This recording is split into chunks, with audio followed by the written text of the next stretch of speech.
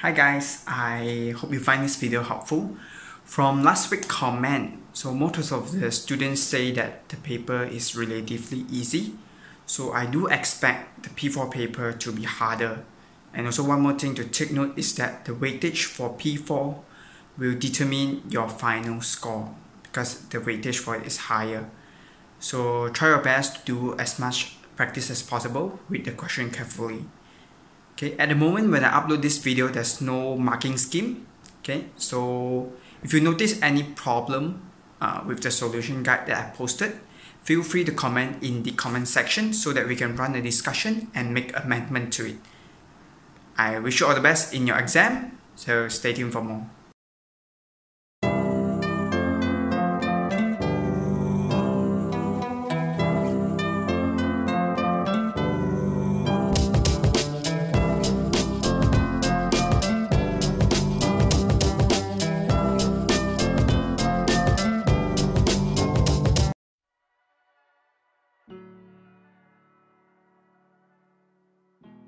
Okay, for the first question, a customer buys 9 meters and pay 50. So just take 50 minus 9 times 2.97, then you get the results of 23.27.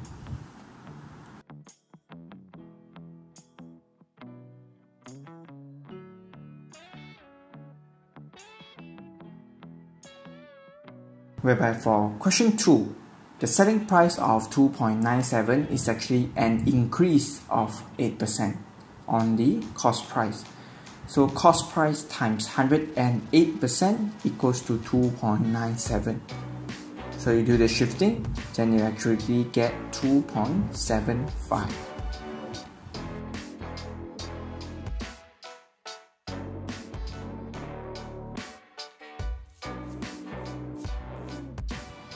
Whereby for part B, okay, find the difference in rupee. So what I did was I changed the rupee into dollar first. Okay, so we actually get $35.19. So the difference is 0.19.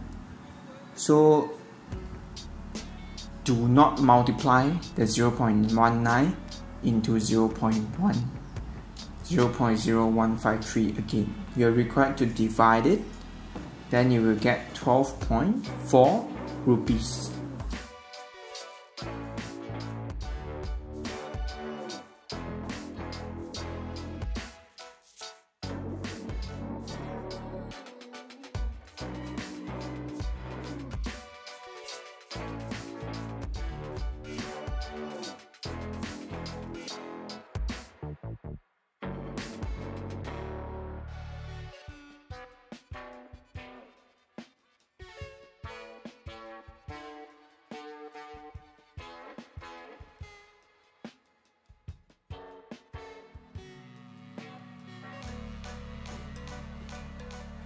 For question 1 part C, it is a little bit tricky. So the first thing that you are required to do is to check they are corrected to nearest of what. Okay, so for example, for the length of fabric is corrected to the nearest 5 meter. So you're required to divide it by 2, then you get 2.5.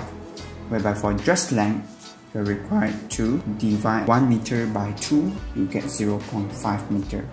The next thing is you're required to determine whether to add it in or minus it off. So in our case, the longer the fabric, okay, will result in the larger number.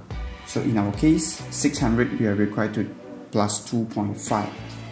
Whereby for the dress length, which is 9 meter, okay, the shorter it is, the more we can create.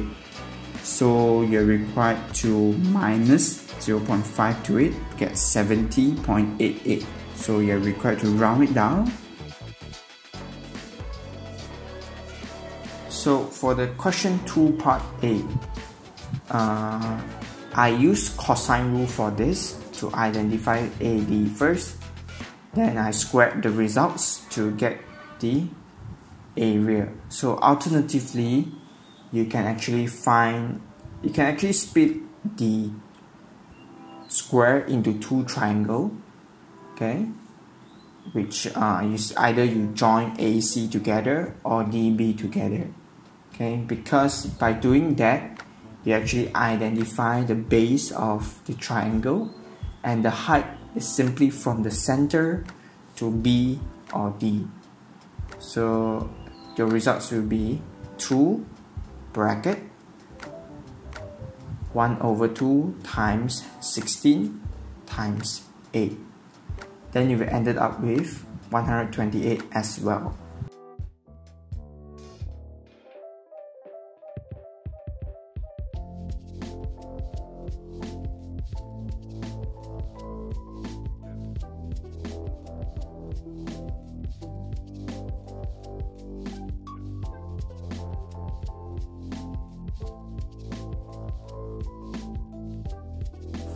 Part B, you are required to calculate the area of the shaded segment.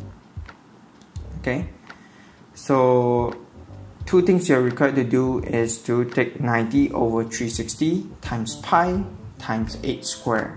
Okay, this is for you to find the area of the entire sector. Okay, then the next thing you are required to calculate sine 90 times 8 times 8 times half. This is actually the formula 1/2 times sine C times AB equals to 32. So 16 pi minus 32, then you will get the results of 18.27, or if you round it up, it becomes 18.3.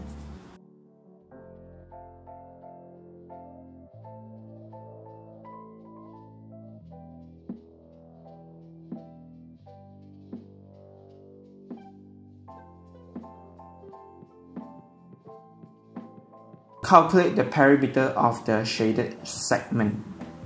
Okay, so things to take note is that if you use cosine rule at part A, then for this question all you need to do is to calculate the arc length only. So just take 90 divided by 360 times 2 pi 8 plus 8 square root 2, or in our case I labeled it as Pythagoras theorem. Okay,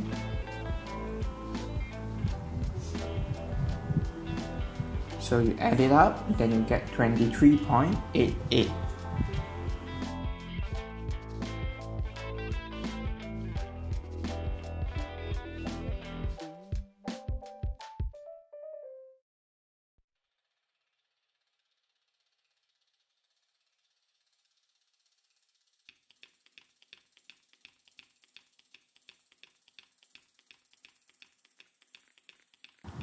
So question 3, substitute 0.5 and 2.5 into the equation. Then you draw out the curve first.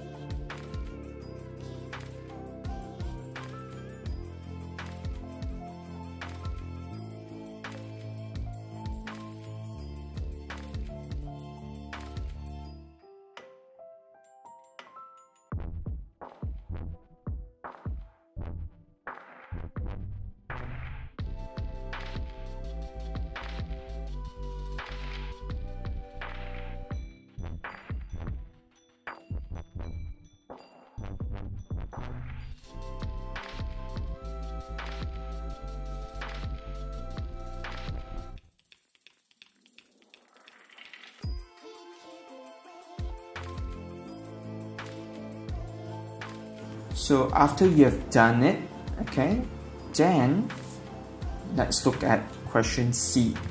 So this is basically the equation more than equals to 2. So all you need to do is draw a straight line at y equals to 2. So there's 2 intersection points with the graph. So draw it back down and then label it.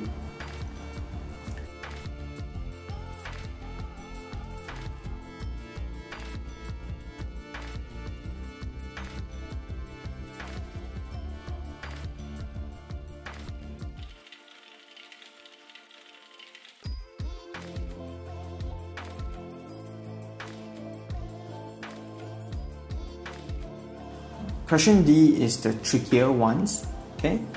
So you're required to rearrange the 1 over x back into the original formula of 2x plus 1 over x minus 3. So you're required to take out variables from 7 minus 3x. So in our case, 2x, I shifted 2x to the left hand side of the equation. So for my right hand side, if you're left with negative x, and I shifted 3 from 7, okay, then I'll be left with 4. So the new equation will actually be y equals to 4 minus x. So now you're required to draw it out, okay, so you set up the points, okay. Then what you're going to do next is to find the intersection point of this new line with the original graph. So D part 1, the answer is y equals to 4 minus x, and part 2 is the intersection point that you have gotten by drawing the line.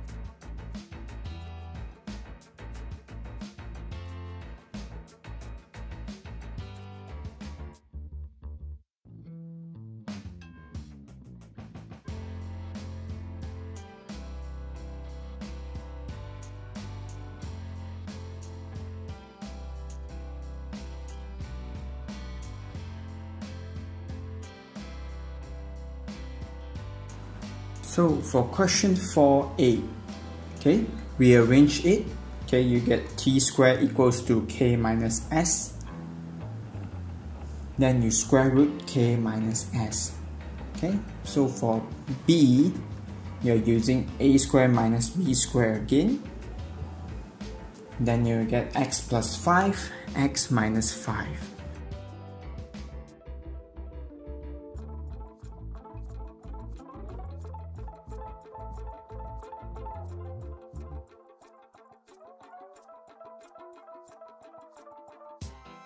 For question 2, you're required to simplify the denominator. So you x, 7 and 5. So negative 7 plus 5x, then you get negative 2x. So the equation will actually be x minus 7, x plus 5. So you cross it off. Your final results will be x minus 5 over x minus 7.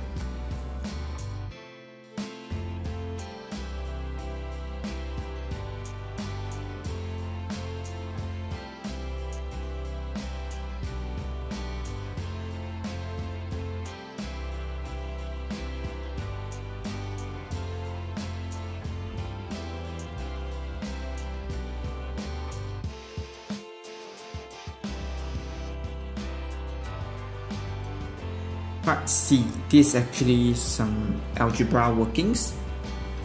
So you're required to do it step by step to avoid any mistakes. So your final results will actually be 4x squared minus 7x minus 8 over x bracket x plus 1.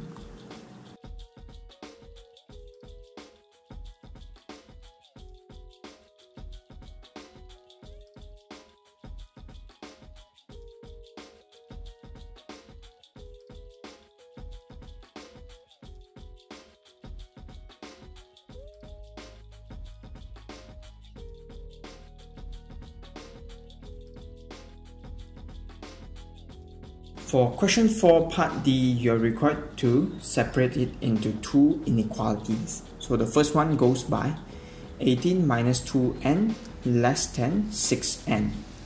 After you do the calculation, you actually get 2.25 is less than n.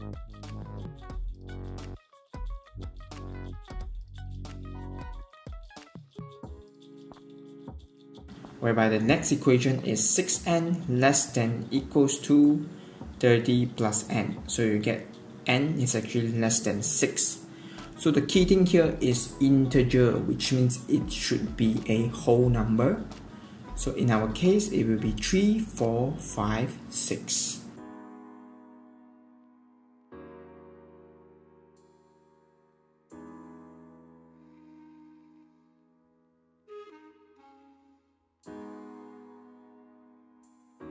Question 5a. So what I did was, first I calculated the interior angle. So I get the total interior angle is 720. So I split it into 6. So each of them is 120. Next, I actually split the hexagon into one rectangle and two same size triangle. Okay, so first thing that I did was I calculate the triangle area first, which is sine 120 times 7 times 7 times half times 2. Then you will end up with 49 square root 3 over 2. Whereby for you to find the rectangle, okay, one of the side has been given, which is 7. Okay, then the height, you are required to use cosine rule. So square root 7 square plus 7 square minus 2 times 7 times 7 times cosine 120. So you ended up with 49 square root 3.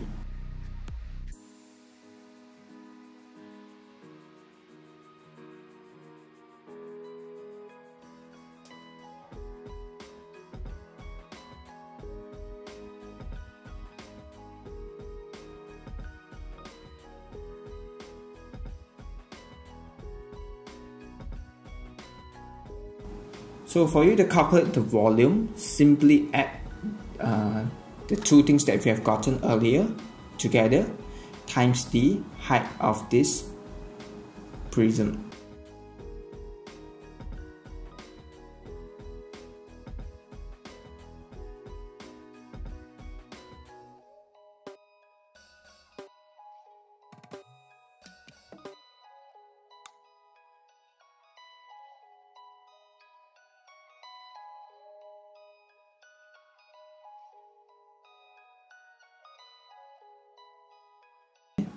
So for you to calculate the surface area, simply take the two hexagon, top and bottom, okay, plus the 6 side of the rectangle. So 7 times 15.2 times 6. Add them both up, then you'll be able to get the final results.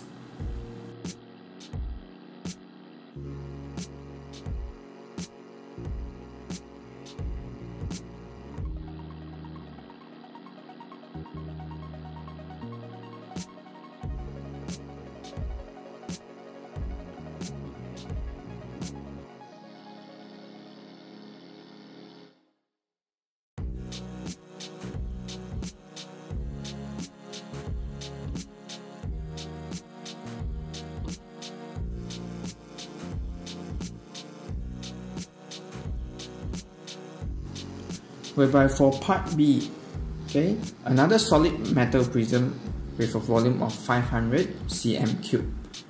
So it was being melted. Okay, so just take 4 over 3 times pi r cube equals to 500 divided by 6. After you run the calculation, you get the radius as 2.71.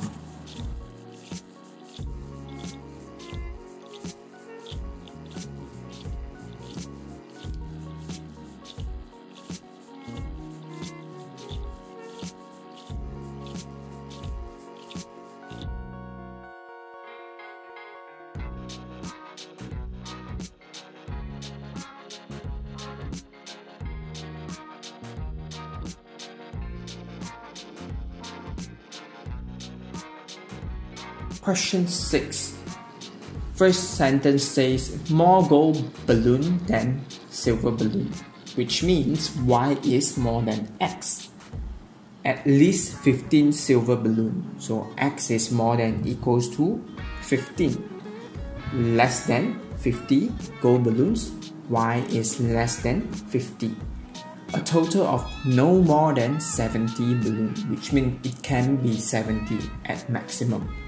So x plus y less than equals to 70. After you draw it out, okay, you shade off all the unnecessary part.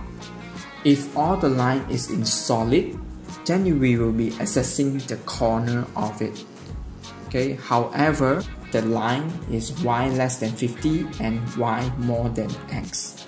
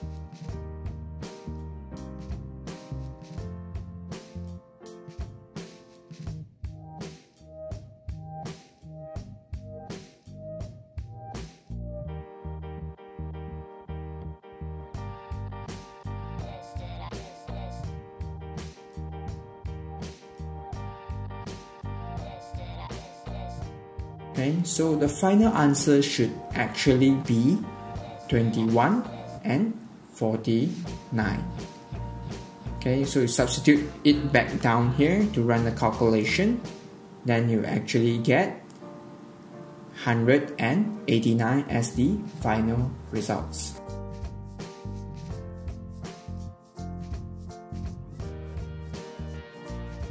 So question 7a. So find the probability that person chosen was spent more than 100 minutes in the library.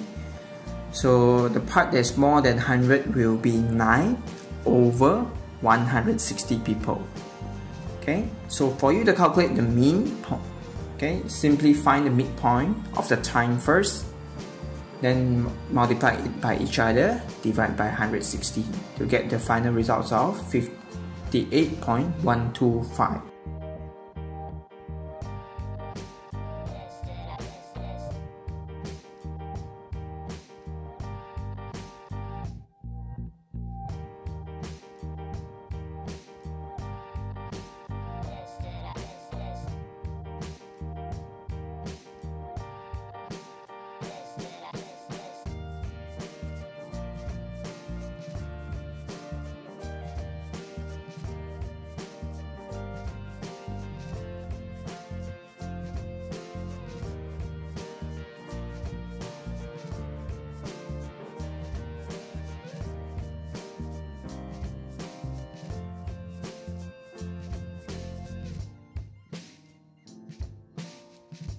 Part B is very straightforward, just add everything up. Your final result should be 160. Okay, then with this value here, now we're going to draw it into the graph.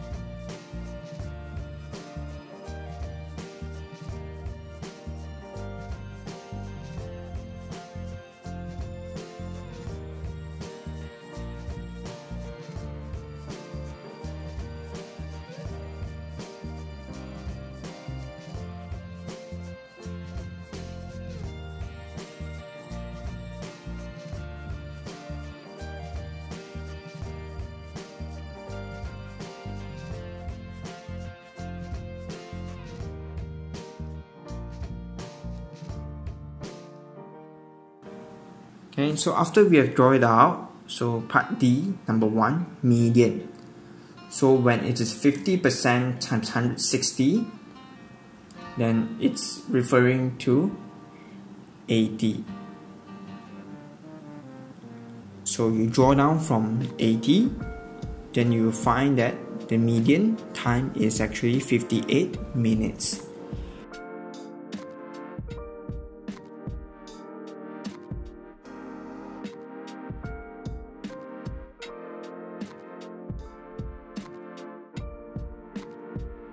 For you to find the interquartile range, okay, just take 75% minus 25%. So in our case, 75 is actually 120 and 25 is 40. So I actually make a mistake on the 25% and I've included a correction at the back. So the final results that was wrong that I gotten is 45 because I take 77 minus 32 instead, okay, which is wrong. Okay, the answer should be when it's 40, okay, when I drew it down, it should be around 39. So 77 minus 39, you will get 38.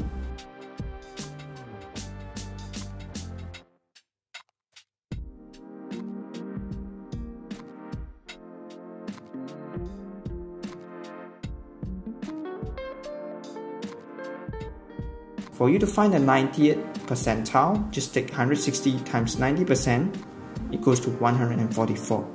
So from 144, when you draw it down, you will get 93 minutes.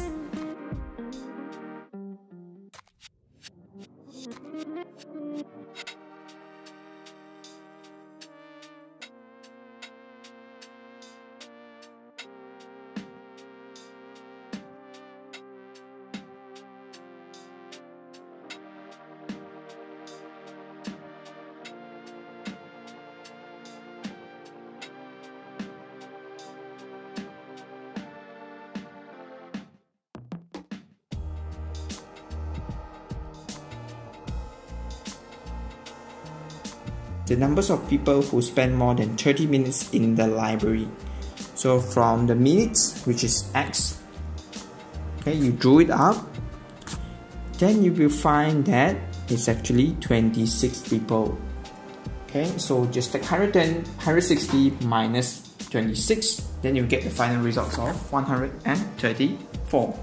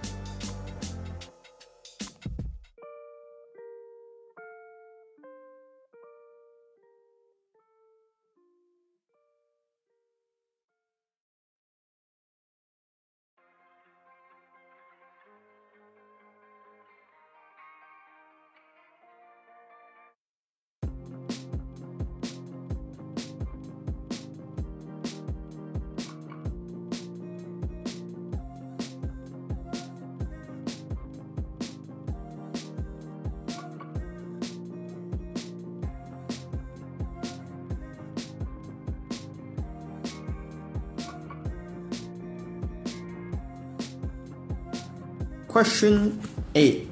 Okay, first thing when I do this kind of question is I like to label the information that was given first.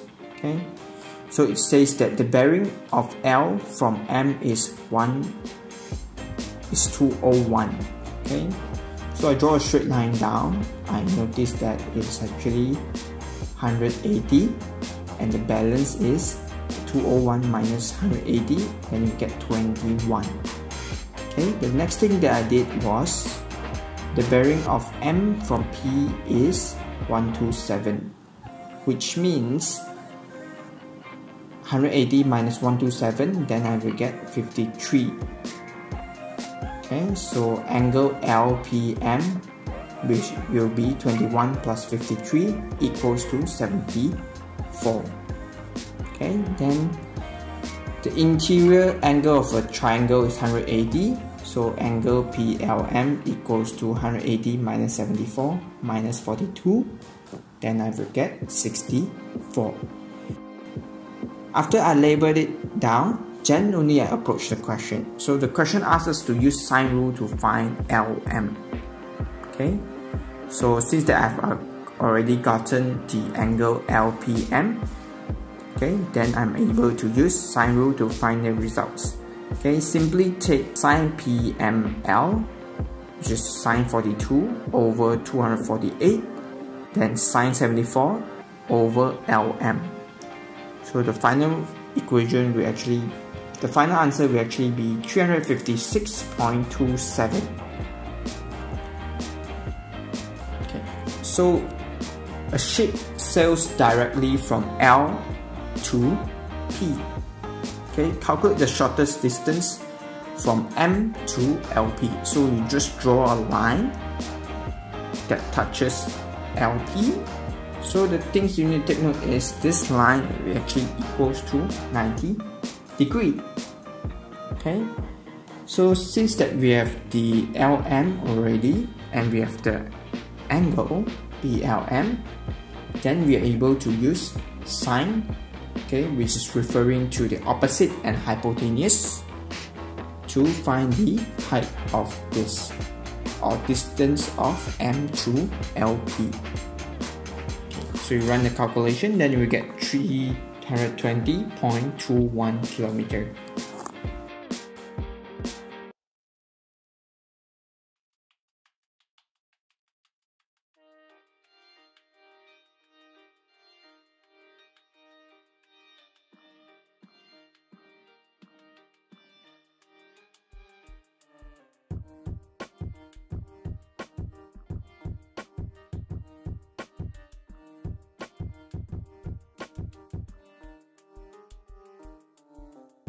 So the ship leaves L at 8:45 and travel at a speed of 40 km per hour. So the distance of L to P is actually 248. So you calculate the time, you will ended up with 6.2. So this 6.2 is actually referring to 6.2 hours. So I take 6.2 minus 6 first, because I know it's hour already. Then multiply by 60 to find the exact minutes, okay, which is 12. So the next day, okay, it should arrive at 02:45 plus 12 is 57. So 02:57 as the final results, or 2 AM 57 in the morning.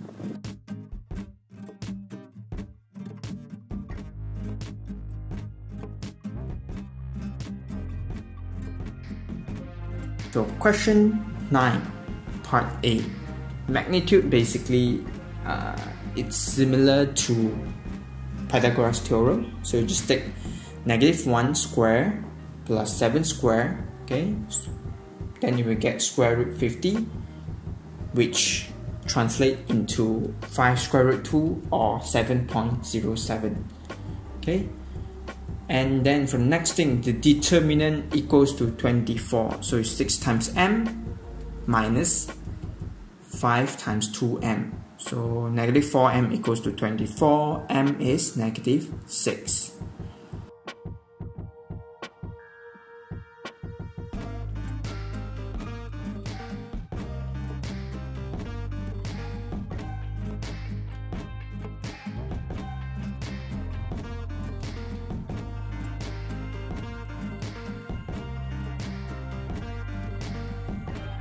So question C, it's very straightforward, so I won't do any voiceover for this part. You can just look at my workings to get the final answer.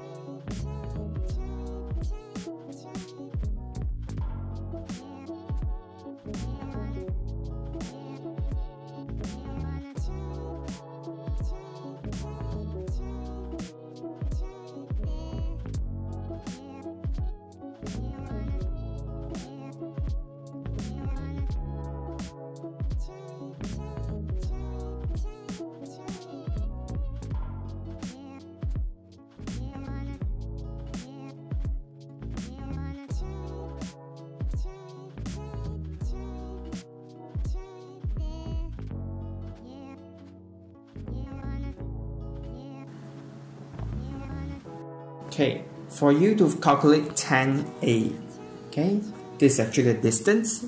So just take x2 minus x1, then you square it, plus y2 minus y1, you square it as well. So the final answer, you are required to square root it, then you get 10.82.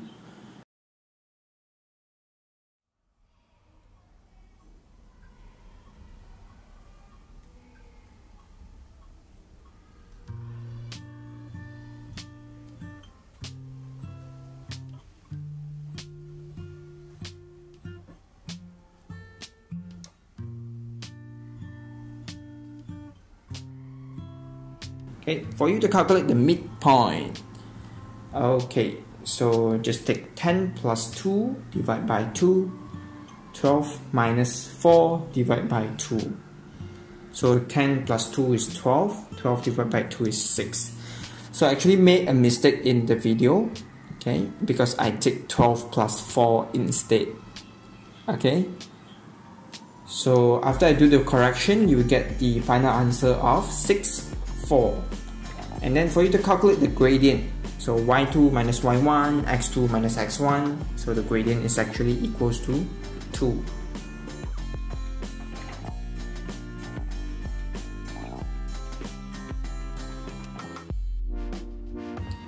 So for part 3, the key word here is perpendicular.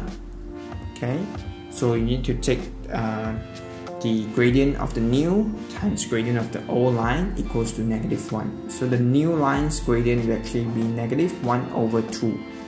So substitute the gradient into the y equals to mx plus c, then substitute the 2 point in as well to find the value of c, which is 4.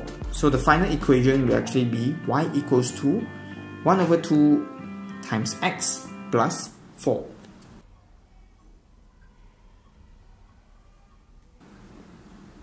Last question, question 11.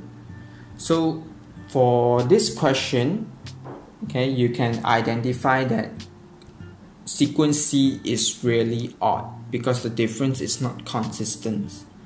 Okay, so in this type of cases, I usually skip doing the findings of 6th term first. Okay, so I jump straight to B.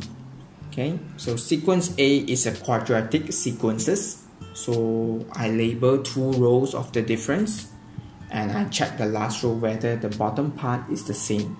So in our case, this is 2, 2, so I'm able to use the formula, okay, which is 2a equals to the square that I've drawn, 3a plus b equals to the triangle, and a plus b plus c equals to the cloud.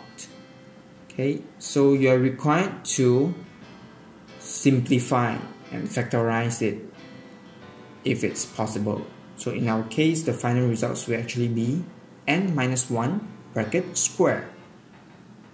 Okay, whereby for sequence B, this is actually a linear sequences, so the difference will actually be plus 1. Okay, and for you to find the 0 term, simply take 4 minus 1, then get 3. So your n term sequence will actually be 3 plus 1, n. So 1n, you don't have to label the 1 there, so just 3 plus n. For you to find the value of n term of the sequence, a is 576. So just take n minus 1 bracket square equals to 576. So you square root 576 to get rid of the square. So n minus 1 equals to 24. So the n term will actually be 25. Okay. So after all this has been done, then you can find sequence A and B 6th term, which is 25 and 9 respectively. Then you are required, for this type of question, when the difference is really odd, then you need to identify the relationship of C with A and B. So you'll be able to identify that if A minus B, then you get the result of C. So 25 minus 9, then you will get 16. Okay, so for you to find the n term, you are actually required to take n term of sequence A minus n term of sequence B. So it is actually bracket n minus 1 square minus bracket 3 plus n. Okay, so you do the shifting, okay, and expand it. You get the final results of n square minus 3n minus 2. Okay, and find the 30th term.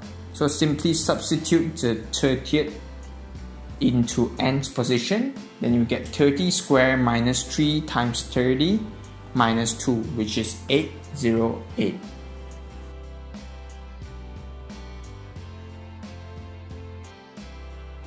Thank you for watching. I hope you find this video helpful. If you like this video, feel free to leave a like and share it to your friends. So I wish you all the best in your exam preparation.